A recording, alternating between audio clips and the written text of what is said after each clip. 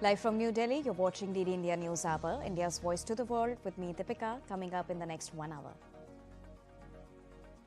Latest UN economic report says India will stay world's fastest growing major economy in 2026 despite global slowdown, lists tax reforms and monetary policy easing as key factors.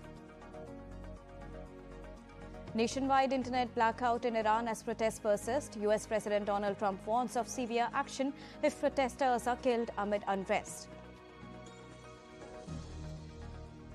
US Senate votes to bar Trump from further military action against Venezuela without approval. President Trump criticizes GOP senators for backing resolution. US Border Patrol agent shoots and wounds 2 people in Portland. A day after ICE agent kills Minneapolis women, protests erupt. And in sports, Indian shuttler PV Sindhu advances to the semi-final round of Malaysia Open. Doubles pair of Satvik and Chirag will be in action later today.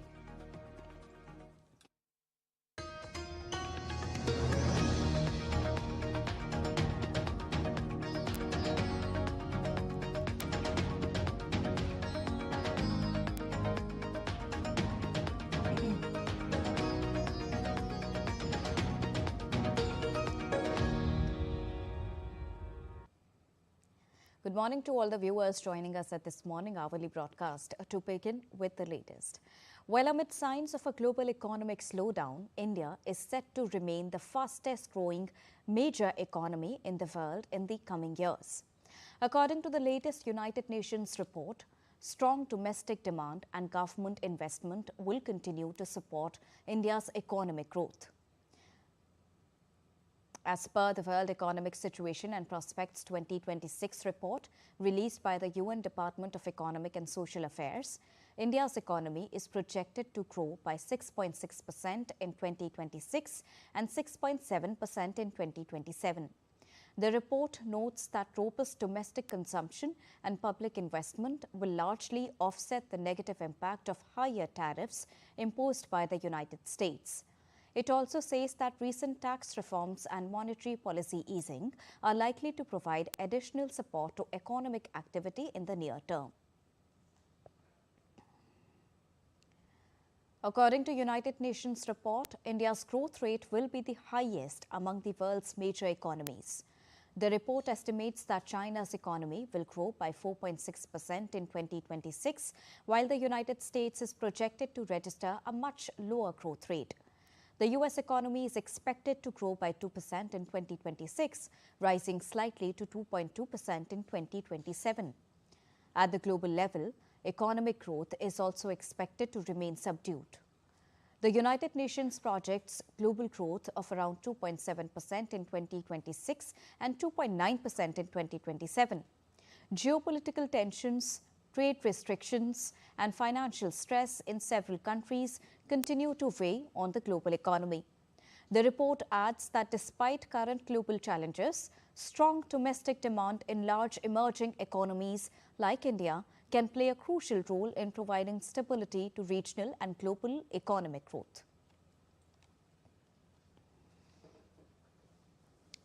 DD India correspondent Akhilesh Suman spoke to Christopher Garraway, economist at the UN Resident Coordinator's Office in Delhi. Take a listen to it. The United Nations came up with a revealing report about world economic situation's prospect in 2026. And here with me is Christopher Garraway, the economist of UN in India. Chris, do you mean that India will still be the fastest growing economy, major economy in the world in 2026? Yes, our global projections indicate India will continue to grow faster than all the other major economies. Although the globally growth will slow from 2.8 to 2.7% annually. India, which was growing about 7.4% in 2025, will grow at 6.6% in 2026, according to our estimates, and then 6.7% in 2027, which will continue to make it the fastest growing major economy. So So how do you think that India will grow so fast in 2026? India's strong growth is underpinned by strong private consumption. There's also has been significant monetary easing, which has aided in India's growth. There's been tax reforms, which has been supportive as well, and there's been strong capital expenditure that is investment, public investment, that has helped support that growth. So what will be the global situation in 2026? So 2026, we forecast the global economy to be stable, but a little bit more subdued. There's a bit more uncertainty as we see the impacts of the geopolitical tensions take place, come into effect. We see growth, as I said, going from about 2.8% in the past year to 2.7 going forward. So what the UN prospect says that India is a silver lining in the world economy. Akhilesh for DD India in Delhi. Prime Minister Narendra Modi chaired a roundtable with Indian AI startups. Labeling startups and AI entrepreneurs as co-architects of India's future, Prime Minister reiterated government support to strengthen the spirit of Made in India, made for the world. DD India's Taposh Bhattacharya reports.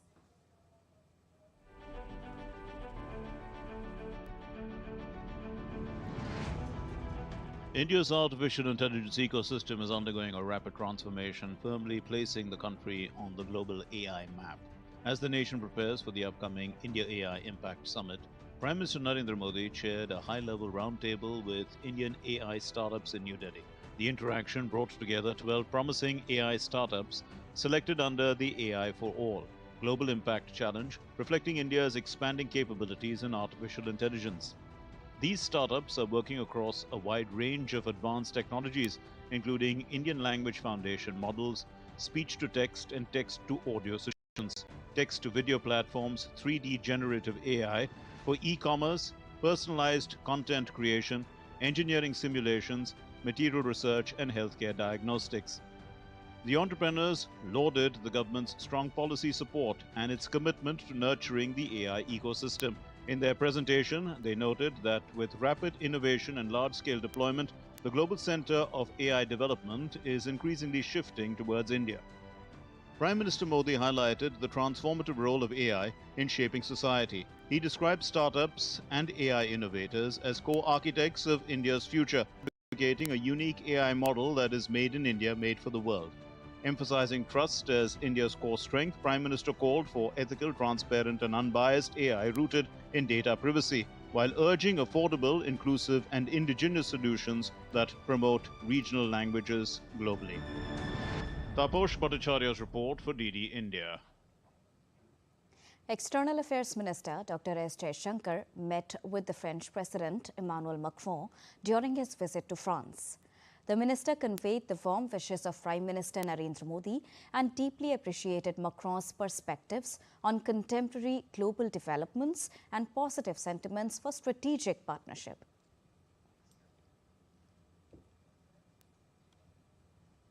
Earlier in the day, External Affairs Minister also addressed the Ambassadors' Conference of France and underlined contemporary global shifts driven by factors like trade, finance, technology, energy, resources and connectivity.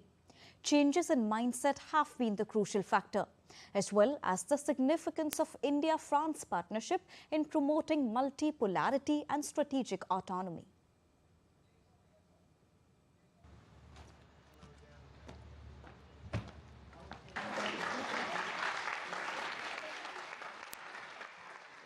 Highlighting the strength of the India-France strategic partnership and shared approaches on global issues, India's External Affairs Minister Dr. S. Jaishankar addressed the conference alongside French Foreign Minister Noel Barrot.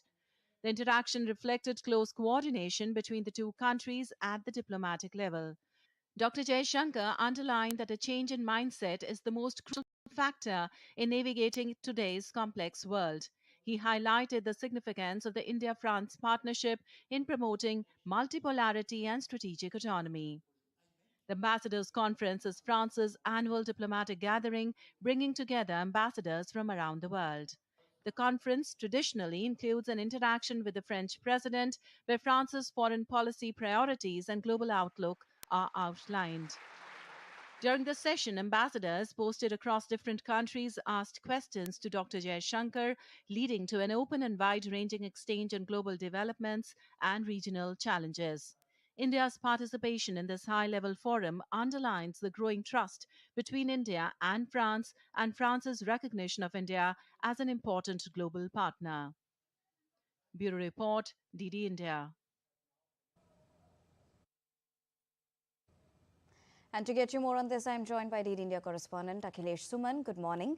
Tell us how Dr. S. Jaishankar's visit will help in bolstering the relationship and the strategic partnership between India and France. India and France are already strategic partners, so there is no problem in the relationship between the two countries. But once you go to the country and once you talk to the dignitaries there and once you talk the different layers of the governance people, I think it boosts understanding between the two nations. And I think Prime Minister, External Affairs Minister Jaishankar is doing the same thing when he is in France and he is meeting with ambassadors. He is also meeting with other dignitaries. So, that India and France have a robust understanding in that way. And this visit will further, increase the depth of relationship, given the fact that U.S. President Donald Trump has put a challenge before every country on the world. And in this way, the need to India and EU to come together. And France being one of the most important countries in the EU, I think this understanding will impact a lot as far as the economic and political relationship between India and France are concerned, And also when we talk about this development, this is also a very strong sign of India moving towards becoming a developed nation by the year 2047. And the latest UN report also says, and as you also had an exclusive conversation, he says that India comes as a silver lining when we talk about the economic growing prospects. How do you see this, the impact of this particular report that has come out in favor of India's economy? I think this is very important, report by UN. And the prospect of 2026 is very important thing for India as well as for the world. India being the largest, open market in the world, largest economy and most populated country in the world, I think the world should have, special relationship with India. Given the fact that, right from the rural areas to urban populace, cities to town, I think India is doing robustly well, even amidst the disturbances in the Middle East and also ongoing conflict between Ukraine and Russia.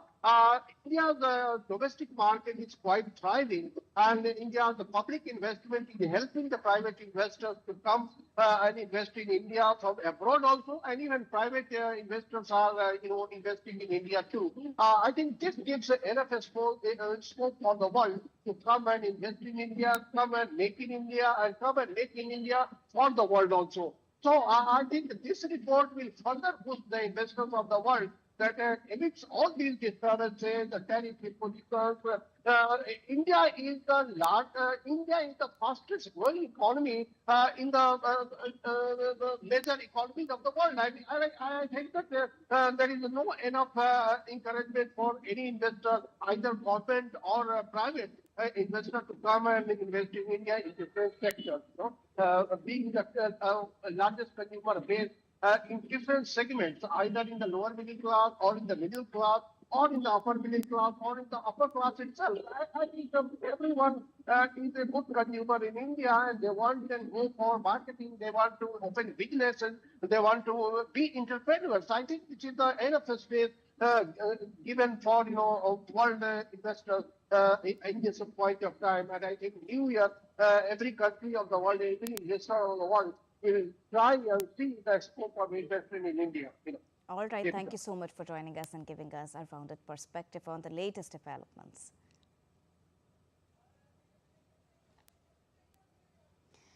Time to take a short break, but still to come on the other side.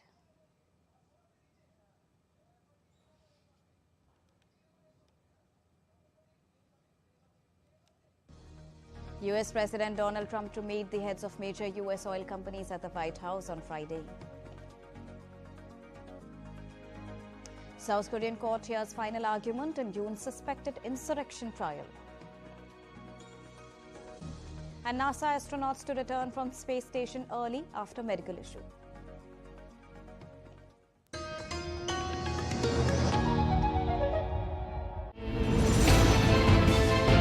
Geopolitics and trade deals. Economic challenges amid development. Hard work and the path to prosperity. It's the economy, always. Between walkers, money is what money does and says. Supply creates its own demand. Between the bulls pulls and bears tears. When supply chains globalization and India rises to the podium. We'll get you centered with the economic brief at 8 p.m. every Thursday on DD India.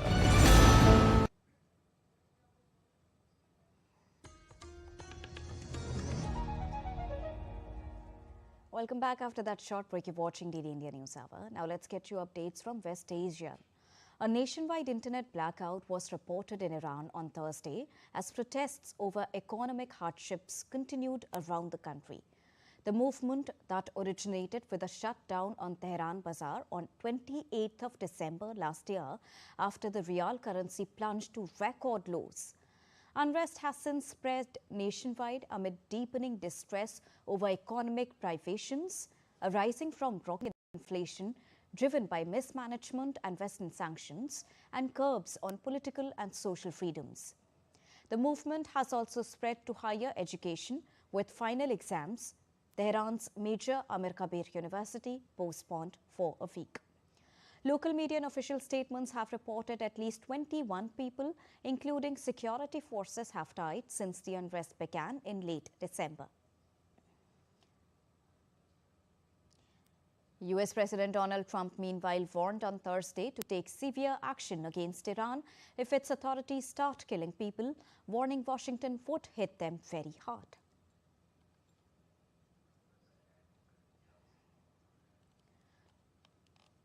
Now, after the Iranian protests, the latest warning have come from Donald Trump, saying that strict actions will be taken if the protesters are harmed.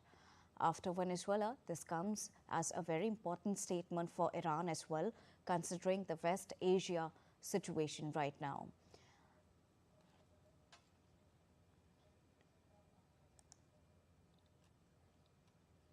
Now, if you talk about the movement originated with the shutdown on the Tehran Bazaar on the 28th of December in 2025, and now the protests are still continuing. And to give you more on this, I'm joined by DD India correspondent Akshay Dongre. Good morning, Akshay. Tell us the latest you're tracking on the protests so far. Well, as far as the protest is concerned, the number of death toll, which becomes quite essential at this point in time, has already crossed, over 40. As far as the number of violent incidents are concerned, they are also widespread, not just happening in Tehran but in other areas as well. The government has tried to communicate to the protesters, has tried to pacify them, has tried to stop the protest by force. But it seems that all the attempts that are being made to pacify them are failing as of now. The government instability also looks quite deep in Tehran and in other areas where protesters are continuously asking for not only major reforms but also a major change in the government structure at the top level as well. It becomes as a major threat to the regime in Iran at this point in time, especially given the fact that the country has been not only hit by sanctions but has already been involved in many aspects in a conflict with one of the most dominant player in the region, that is Israel.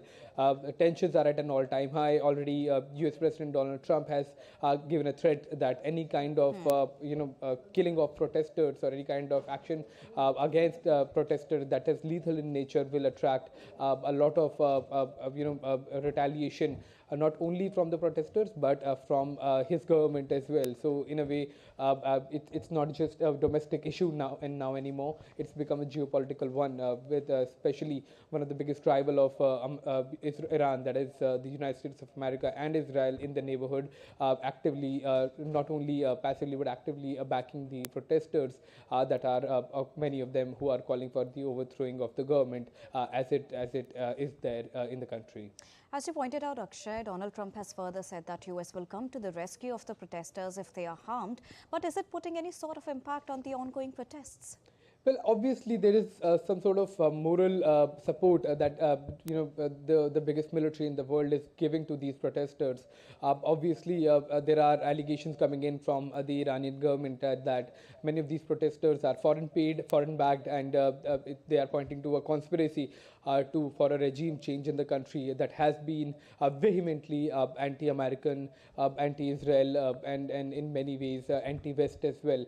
So while the government of Iran is trying to reach out to the larger public, stating that the protesters are not calling for the betterment of the country, but they're calling for an overthrowing of the government, and pointing to the recent incidents in the neighboring countries where any kind of massive regime change has only resulted in further chaos, further deterioration of law and order and social structure of the countries like Libya, countries like Iraq, Syria, and other nations where major regime changes have taken place in the last 2 decades, followed by increase in the number of terror groups surging, power vacuums getting created that have resulted into thousands of deaths across the neighborhood. So while the Iranian government is calling this entire protest a conspiracy against the regime backed by America and Israel, it seems that for the protesters, this support from US has come as a major moral booster,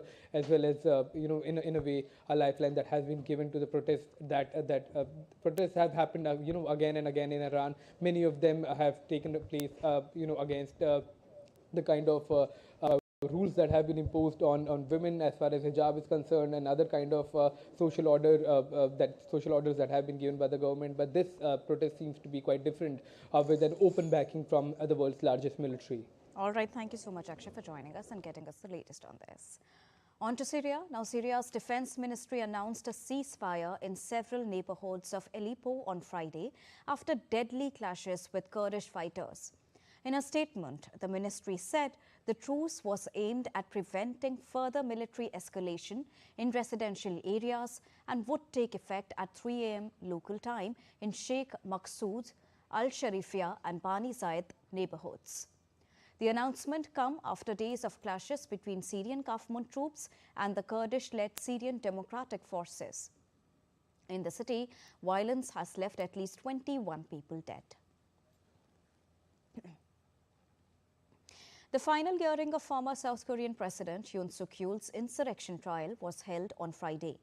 The trial that kicked off in February after Yoon was indicted on charges of leading an insurrection through his December 3, 2024 declaration of martial law will conclude after the hearing that began at Seoul Central District Court at 9:20 a.m. local time.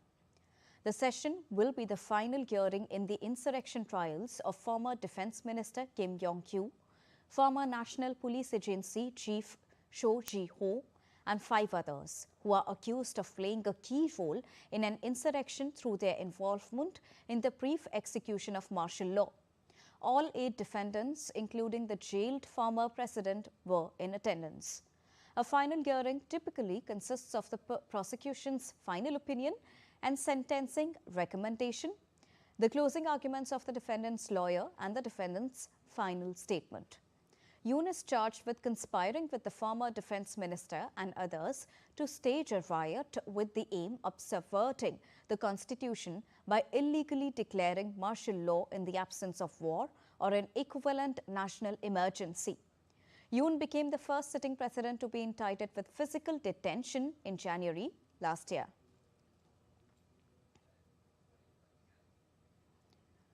The U.S. Senate advanced a resolution on Thursday that would bar President Donald Trump from further military action against Venezuela without congressional authorization. The vote on a procedural measure to advance the war powers resolution was 52 to 47, as 5 Republicans also voted with Democrats in favor of moving ahead. 1 Republican senator did not vote. The voting took place 5 days after Trump ordered military operation to capture Venezuela's President Nicolas Maduro. It was a significant victory for lawmakers who have been arguing that Congress, not the President, should have the power to send troops to war as spelled out in the Constitution. Now, Thursday's vote paved the way for Senate debate and a vote on final passage in the Senate next week. Donald Trump condemned the Republicans who voted for the resolution, saying in a post on X that the party should be ashamed of the senators that just voted with the Democrats in attempting to take away our powers to fight and defend the United States of America, quote unquote. He further added that this vote greatly hampers American self-defense and national security, impeding the president's authority as commander-in-chief. Venezuela on Thursday began releasing a large number of political prisoners, including several foreigners. The releases are the first since Maduro's former deputy, Delcy Rodriguez, took over with the backing of President Donald Trump.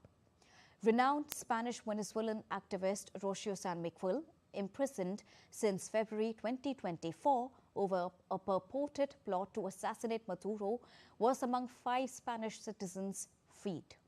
The White House credited Trump with securing the prisoners' freedom.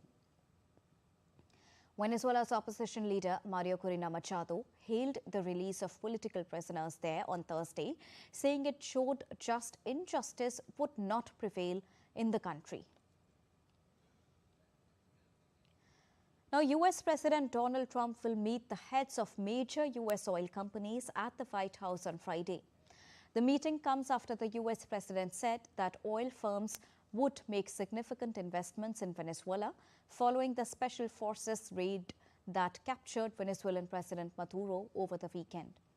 Chevron is currently the only U.S. oil company operating in Venezuela, while ConocoPhillips and ExxonMobil had operations in the country before the regime nationalized their assets. Tensions between Minnesota and federal officials deepened on Thursday over a U.S. immigration agent's fatal shooting of a 37-year-old woman in Minneapolis. Trump and his allies have defended the shooting as an act of self-defense, while Minnesota officials have denounced it as an act of unrestrained violence. U.S. Vice President J.D. Vance said that President Trump and himself stood with the ICE and claimed that the slain woman was linked to a left-wing network targeting the ICE officers. The president stands with ICE. I stand with ICE. We stand with all of our law enforcement officers. She was trying to ram this guy with her car. He shot back. He defended himself. He's already been seriously wounded in law enforcement operations before, and everybody who's been repeating the lie that this is some innocent woman who was out for a drive in Minneapolis when a law enforcement officer shot at her, you should be ashamed of yourselves. The incident drew condemnation from local officials and sparked widespread protests in the state and beyond. Federal immigration officers used pepper ball guns and tear gas to subdue protesters during noisy anti-ICE demonstrations in Minneapolis. Faith leaders and community members gathered in front of the federal building in Los Angeles to denounce the shooting. Demonstrators called for accountability as investigations continue into the agent's use of force. Minneapolis residents also held a vigil and offered prayers for Renee Nicole Good. Meanwhile, state and federal officials gave conflicting accounts of the shooting.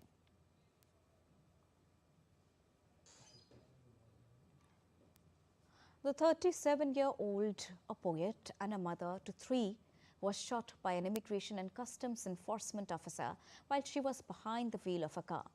Born in Colorado, Good moved to Minnesota last year and lived in the Twin Cities with her partner. After spending most of her life in Colorado, Good briefly moved to Kansas to live with her parents for a time after her husband, who was a military veteran, died. Her children were from her first 2 marriages, and at the time of her death, she was married to a woman who she lived with in Minneapolis, where they were raising her youngest child, who was a 6-year-old boy. Good was a published poet who was awarded the Academy of American Poets 2020 Poetry Prize while at her university. In a biography for the award, she was described as loving movie marathons and making messy art with her daughter and 2 sons. Meanwhile, in another shooting incident, US federal agents shot 2 people in Portland on Thursday afternoon. The patients were transported to the hospital. Their conditions are unknown. As per the reports, the agents involved in the shooting were US Customs and Border Protection agents, and that the FBI was leading the probe. Moving on. 4 astronauts will return from the International Space Station more than a month ahead of a scheduled arrival after an unmanned crew member experienced a medical issue. NASA has not provided details about the nature of the problem, citing privacy concerns. The agency typically does not discuss the specifics of health matters related to the astronauts. The 4 astronauts on NASA SpaceX Crew 11, US members Mike Fink and Sina Kadmun, along with Japan's Kimiya Yui and Russia's Oleg Platonov, would return within the coming days to one of the routine splashdown sites. The 4 astronauts set to return have been on their mission since the 1st of August. Such journeys generally last approximately 6 months, and this crew was already due to return in the coming weeks. Continuously inhabited since 2000, the ISS functions as a test bed for research that supports deeper space exploration, including eventual missions to Mars. Time to take a short break, but still to come on the other side. Somnath Swabhiman Parv, a 4-day festival, begins in Somnath. We'll get you visuals straight from Somnath after the break. And we'll also get you all the latest on changing weather conditions from across the world. Up next, a special report on Alluri Sitaram Raju International Airport that transforms North Andhra into global tourism hub.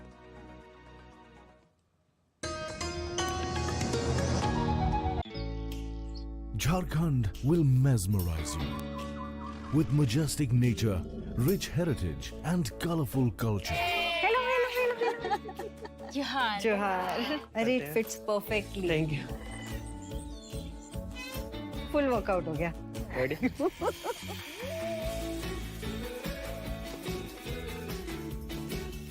Postcards from Jharkhand on National Geographic.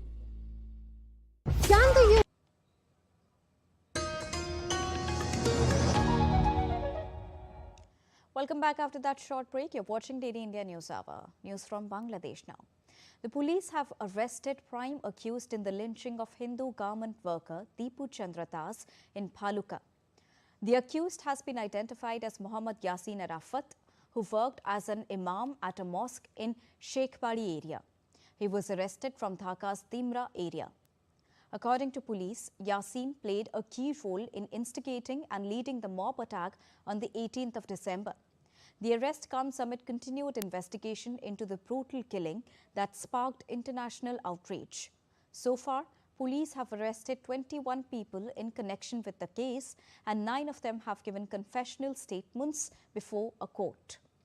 Deepu Chandra Das was lynched and his body was burned after being hung from a tree near his workplace at Dubaliapada on allegations of hurting religious sentiments. However, investigators said they found no evidence supporting the allegation. Moving on, the 4-day festival called the Somnath Swabhiman Parv, running from the 8th till the 11th of January, commemorates 1,000 years since the Somnath temple's resilience against the invasion of Mahmud of Ghazni in 1026 AD. The historic Somnath temple resonates with chants while the skies over the Arabian Sea lit up with the mega drone spectacle. Prime Minister Narendra Modi is set to visit the temple on 11th January to offer prayers and address a public meeting as well. Sharing the pictures from his previous visits to Somnath on social media platform X, Prime Minister Modi urged the visitors to share their pictures using the hashtag Somnath Swabhiman Parv. While remembering the day, in January 1026, Somnath faced its first attack. Prime Minister Modi wrote on X that the first attack of 1026 and the subsequent attacks couldn't diminish the eternal faith of millions, nor break the civilizational spirit that rebuilt Somnath time and again. He explained that Somnath Swabhiman was about remembering the countless children of Bharat Mata who never compromised with their principles and ethos. However, daunting the times were, their resolve remained unshaken and their commitment to ethos unwavering. Prime Minister Narendra Modi also shared some glimpses of a program held in Somnath on 31st of October 2001. This was the year when we marked 50 years since the rebuild of Somnath Temple that opened its doors in 1951 in the presence of then President Dr. Rajendra Prasad. The efforts of Sardar Patel, K.M. Munshi and several others were noteworthy. It was also when the 125th Jayanti of Sardar Patel was being marked. The program of 2001 was attended by then Prime Minister Atal ji, Home Minister Advani ji and several other dignitaries.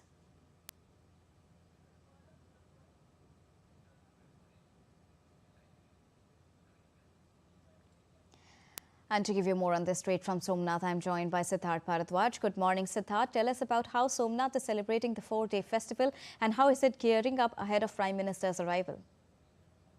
Oh, definitely. Well, good morning to you from the holy land of Somnath, Deepika, and today is the second day of the Somnath Swabhiman Parv, and this Parv is actually to honor the supreme sacrifices of the warriors who stood against the barbaric invasion, which happened. The first one, which you also told our viewers, about 1,000 years ago, was done in 1026 by the Mahmud Ghaznavi.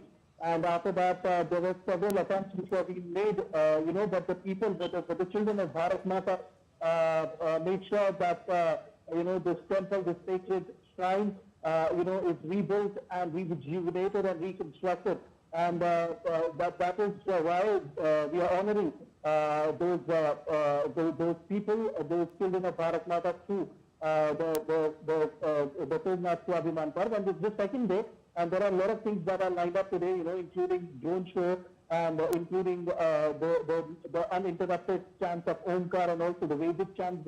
Apart from that, there are some other activities that are being planned, and it's the second day people from all over the country, in fact, from across the globe are coming here to see the grandeur of Somnath Temple. And, all these things that they want to show, Deepika, that Somnath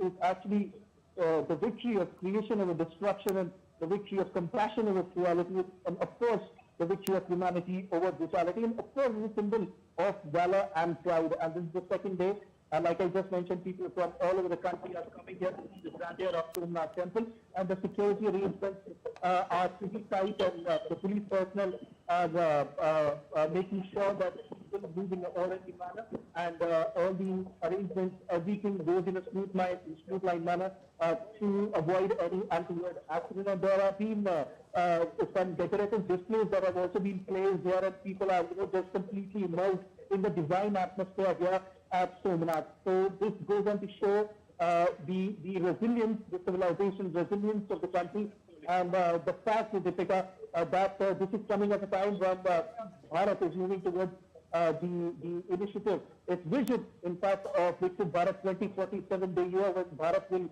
will celebrate the centenary of its independence, and that is the year when we are expecting that Bharat will be making everything under the sun. And today, if you see the global world looks at India, for collaborations, for partnerships, and you name the sector, and India is there. So this is also why this event is very, very significant. All right. Thank you so much, Siddharth, for joining us and getting us the latest straight from Somnath. Well, sacred relics believed to be linked to Lord Buddha are drawing the visitors in India's national capital. The rare Piprava relics, including bone fragments, ancient jewels, and a massive stone coffer, are on a public display in New Delhi as part of a 6-month-long international exposition. Here's more. The sacred Piprahua relics, which include bone fragments believed to be of the Buddha, a sandstone coffer, and offerings such as ornaments and gemstones, are currently on display in New Delhi as part of a grand exposition. The exposition will run for 6 months. these jewels, you have to visualize that these jewels were made almost 2,000 years back, and they were kept in a stone box. That box itself weighs around 1,500 kg, and that is also one of the features in the exposition. Titled The Light and the Lotus, Relics of the Awakened One, and hosted at the Rai Pithora Cultural Complex in South Delhi, it was inaugurated by Prime Minister Narendra Modi on January 3rd. The Piprahua relics were excavated in northern India by a British engineer, William Claxton Pepe, in 1898. Following the discovery, portions of the relics were distributed globally, with a part gifted to the King of Siam, another one taken to England, and a part preserved at the Indian Museum in Calcutta. A selection of the relics, known as the Piprahua gems, retained by Pepe's descendants, was listed for auction by Sotheby's Hong Kong on May 7th last year. However, the auction was halted and the relics were returned in 2025 after the Ministry of Culture intervened with the support of Buddhist communities worldwide. So when they were being sold by Sotheby's, and that is what we told the Sotheby's, that these are Lord Buddha himself, which cannot be sold. And that was the speech we made, and it was against all the moral values, and again not as per the UNESCO guidelines. The exposition features over 80 objects, including sculptures, manuscripts, thankas and ritual items, spanning from the 6th century BC to the present.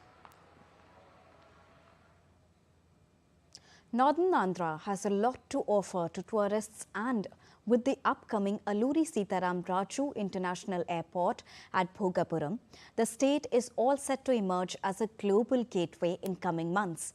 DD India's Taposh Bhattacharya reports.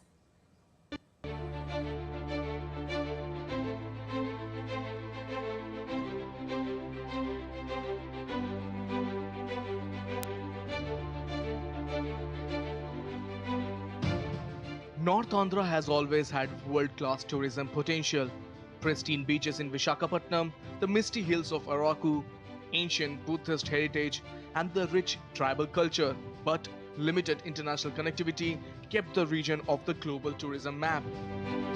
That is set to change with the Alluri Sitarama Raju International Airport at Bhogapuram, or popularly called as the Bhogapuram International Airport.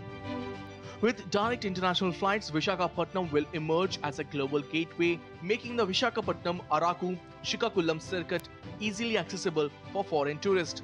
Shorter travel time will mean longer stays and higher tourist spending. The impact is already visible. Leading hotel chains like Oberoi and Taj are exploring new properties around the airport, while the whole stretch near the airport is shaping up as a premium hospitality corridor. Attached to the airport, all sites of the five-star hotels are coming up. The logistics will come down. So for weddings, for conventions, it is very useful. And this is the first airport in the country with a beach resorts. All beach resorts are within 5-kilometer radius. Nowhere in India, beach resorts are next to the airport. Beyond big investments, local tour operators, artisans, transport providers and homestays are expected to benefit from the rising footfall. What connectivity does for tourism is simple yet transformative. It brings the world closer. With Bhogapuram Airport opening the gates to global footfall, North Andhra's beaches, hills and heritage are no longer hidden treasures. They are ready to welcome the world. With camera person Aniket Dubey, this is Taposh Bhattacharya for DD India from Bhogapuram Airport, North Andhra Pradesh. And now it's time to get you all the latest on the changing weather patterns across the globe. Snow blanketed streets in Walsall, central England on Thursday as Storm Guretti continued to bring wintry conditions to parts of northwest Europe. People walked and drove along the snow-covered roads with statues, vehicles and train stations dusted white as flakes continued to fall. The Western Balkans experienced severe winter weather, with Croatia hitting -17 degrees Celsius and difficult travel in Belgrade. While in Bosnia, residents cleared roads as temperatures are set to rise slightly before colder weather returns. In Turkey, stormy winds on Thursday ripped roofs of the buildings in Dilovasi and Herike, scattering belongings indoor. Emergency crews in Albania deployed boats to rescue victims of severe flooding on Thursday after heavy rains caused the Vjosa River to burst its banks. The river overflowed to over 9 meters, flooding farms and villages, with emergency services pumping water from 800 buildings and sheltering around 300 people. In India, a severe spell of bone-chilling cold and dense fog disrupting life across northern India, while a strengthening depression over the Bay of Bengal is expected to bring heavy rainfall to parts of southern India. The IMD has forecast dense to very dense fog during morning hours over Punjab, Haryana, Chandigarh and Delhi. Similar conditions are likely across UP and Rajasthan, with visibility expected to fall to near zero in several areas. As per weather experts, Madhya Pradesh and UP have broken all-time January low temperature records, with several locations recording temperatures 6 to 10 degrees Celsius below normal. Gwalior registered its lowest ever January maximum temperature at 10.4 degrees Celsius on Thursday. In contrast, southern India is preparing for heavy rainfall as a deep depression over the southwest Bay of Bengal moves west-northwest. The system is expected to cross the Sri Lankan coast by the evening of January the 9th. The Indian Meteorological Department has warned that the system could trigger heavy to very heavy rainfall over coastal Tamil Nadu, Puducherry and Karaikal, raising concerns of waterlogging and localized flooding in low-lying areas. Time to take a short break, but still to come on the other side. Indian Women's Premier League returns with its 4th edition. Defending champions Mumbai Indians open the league against Royal Challengers Bengaluru. Arsenal's victorious streak over Liverpool in Premier League draws 0-0. And India celebrates Prasar Bharati Divas, a significant national event celebrated once every 2 years on the 9th of January.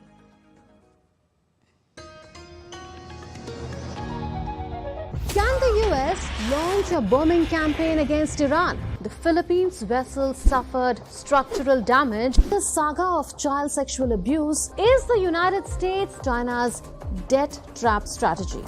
Truth is stranger than fiction.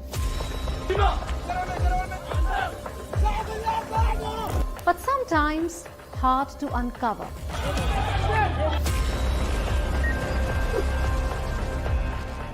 Trust us to tell the truth, unadulterated and pure, of every story that matters to you.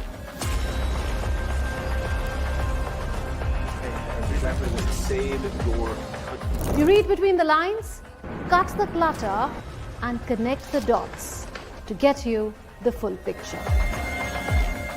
Watch Connecting the Dots at these times with me.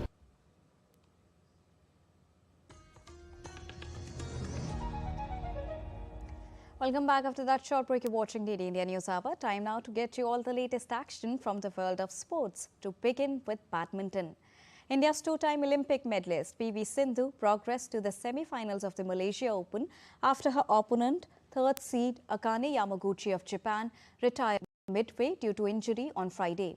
In solidarity set that world numbers 18 and 13 completed in quarter-final, Sindhu quickly reached 21-11 in 12 minutes before Yamaguchi asked the chair umpire that her injury is hampering her movement and she could no longer compete. Earlier on Thursday, PV Sindhu defeated 8th seed Tomoka Miyazaki of Japan in the second round match on Thursday. In men's doubles category, third seed Chirag Shetty and Satvik Sairaj Ranki Reddy will take on sixth seed doubles pair of Fikri and Alfian of Indonesia on Friday. The top Indian doubles pair got better of Junaidi Arif and Roy Kingyap on Thursday, securing a 21-18, 21-11 victory in 39 minutes, thus extending their head-to-head record against the Malaysian pair to 4-0.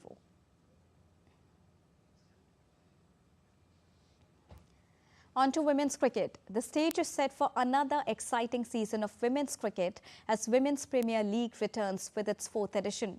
With teams reshaped after the mega auction, new captains, fresh coaching setup and a few notable absences, WPL 2026 promises a plenty of intrigue even before the first ball is bowled. Defending champions Mumbai Indians will get the tournament underway against Royal Challengers Bengaluru as the league unfolds across Navi Mumbai and Vadodara. Here's more.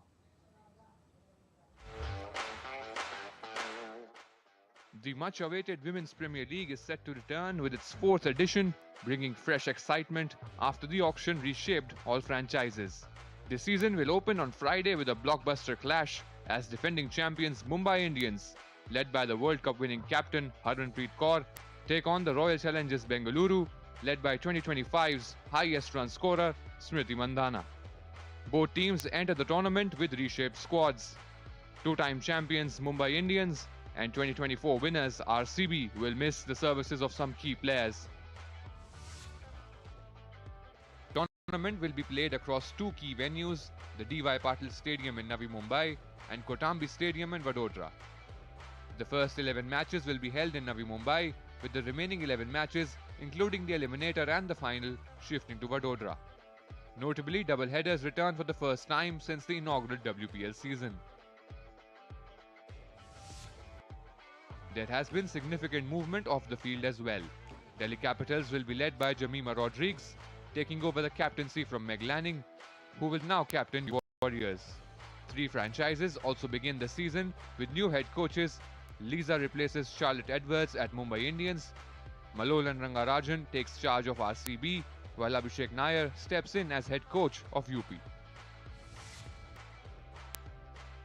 Several big international names will be missing from this edition. Elise Perry of RCB and Annabelle Sutherland of Delhi Capitals have withdrawn for personal reasons.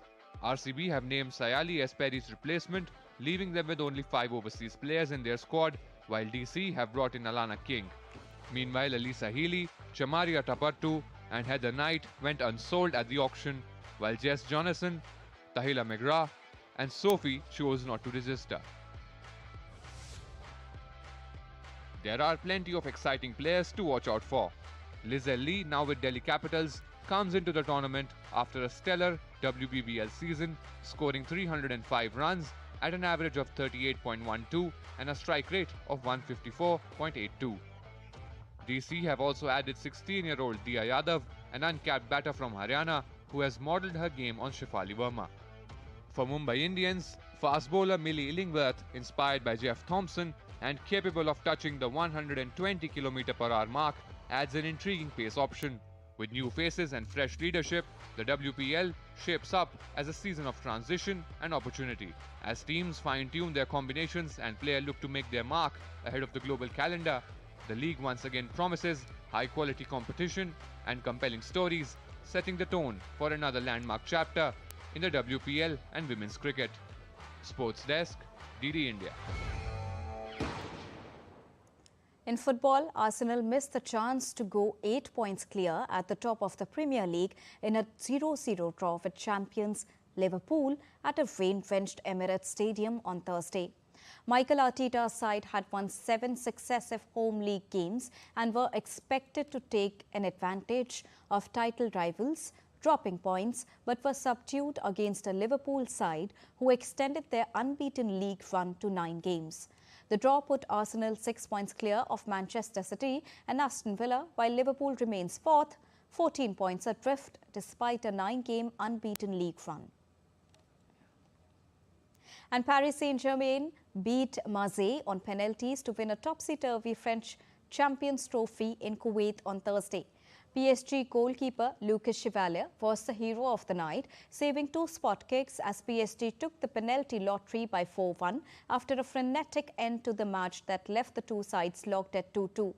This was PSG's record-extending 14th victory in the equivalent of France's Super Cup in a game virtually shunned by both the sides' fans due to travel costs. Moving on, Prasar Bharati Divas, celebrated once in every 2 years on January the 9th, serves as an important bridge between India and Indian diaspora settled across the world. The date holds special historical significance as Mahatma Gandhi returned to India on January the 9th, 1915 from South Africa, marking a new direction in India's freedom struggle. The observance of Prasar Bharati Divas began on January the 9th in 2003 under the government of then Prime Minister Atal Bihari Vajpayee. The main objective of the initiative is to connect the Indian diaspora with India's development and to benefit from their global experiences and expertise. And that's all for this edition of DD India News Hour. But do let us know your thoughts on the news of the day. For those on the go, you can get all the latest news and updates from India and across the world on the DD India mobile app. The app is available on both Android and iOS platforms. Scan the QR code to download it right now. We'll be back with more news as it breaks here on DD India. I'm Deepika, and from all of us here in New Delhi, thank you so much for watching DD India News Hour this morning. Namaskar.